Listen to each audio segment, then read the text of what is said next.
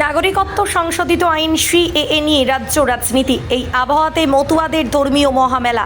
মতুয়া ধর্মের গুরু হরিচাঁদ ঠাকুরের 213তম জন্মতিথি উপলক্ষে গাইঘাটা ঠাকুরনগর ঠাকুরবাড়িতে শুরু হলো মতুয়াদের ধর্মীয় মহামেলা।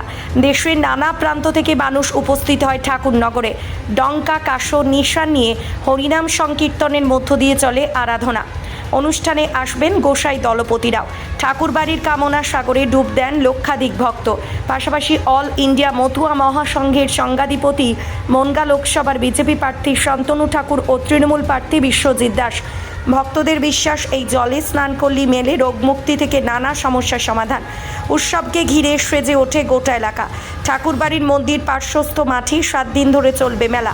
হরিচাঁদ ও গুরুচাঁদ ঠাকুর সহ বীণাপানি দেবী অর্থাৎ বড় মার মন্দিরে চলে ভক্তদের বিশেষ প্রার্থনা।